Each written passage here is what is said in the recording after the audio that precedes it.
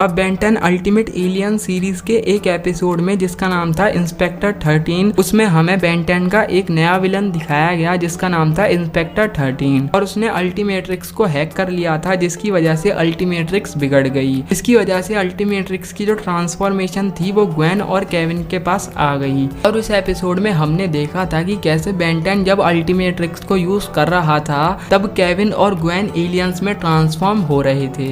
लेकिन काफी सारे बेन 10 के मन में उस टाइम पे ये सवाल आया था, जब केविन, ग्वेन और बेन की पावर एक दूसरे से रिप्लेस हुई हैं, तो ग्वेन उस टाइम पे डायमंड हेड की बॉडी में मैना पावर का कैसे यूज कर पा रही थी, जबकि उन सभी की पावर तो एक दूसरे से रिप्लेस हो गई है ना। तो देखो यार, इससे रिलेटेड मेरे पास दो थ्योरीज हैं। तो आज की इस वीडियो में मैं आपके इसी सवाल का जवाब देने वाला हूँ। तो वीडियो को बिल्कुल एंड तक देखना और चैनल को सब्सक्राइब करके बेल आइकन को ऑल पे सेलेक्ट कर देना। और इस वीडियो का लाइक एम है 5 के लाइक, तो प्लीज कंप्लीट करवा देना। तो सबसे पहले पहली थ्योरी के बारे में बात कर लेते हैं। तो पहली थ्योरी के अकॉर्डिंग बेन, ग्वेन, केविन की पावर एक दूसरे से रिप्लेस हुई ही नहीं थी, क्योंकि उस टाइम पे इंस्पेक्टर 13 ने अल्टीमेट्रिक्स को हैक किया था, जिसकी वजह से अल्टीमेट्रिक्स बिगड़ गई और अल्टीमेट्रिक्स के कुछ फीचर्स अनलॉक हो गए, जिसकी वजह से उस टाइम पे अल्टीमेट्रिक्स ने केविन और बेन को एलियंस में ट्रांसफॉर्म करना शुरू कर दिया था। लेकिन केविन और ग्वेन के पास तो अपनी नेचुरल पावर है ना, यानी कि उनकी बॉडी के अंदर वो पावर्स हैं,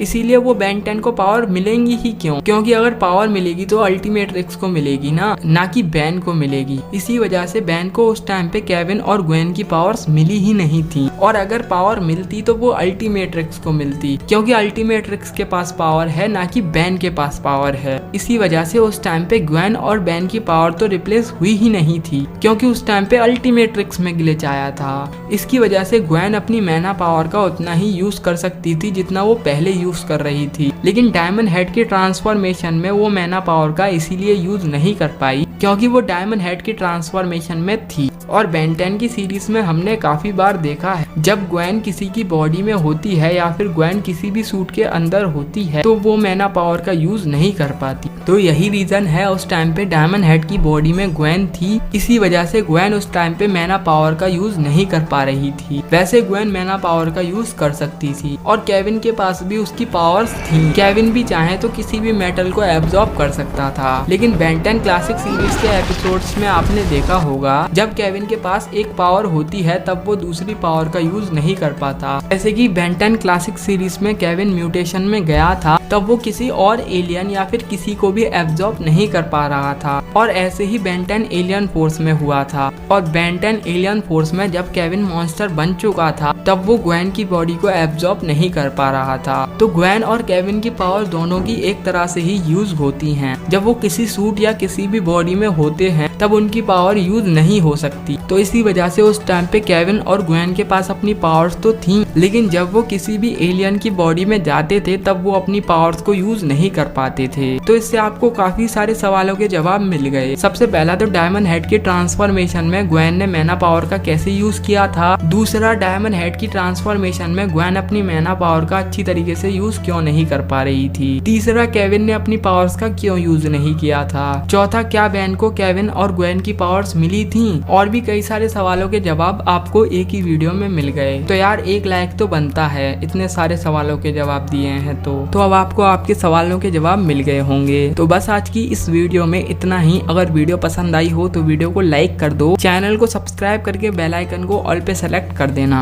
और इस वीडियो का लाइक एम भी कंप्लीट करवा देना। इतना तो कर ही सकते हो।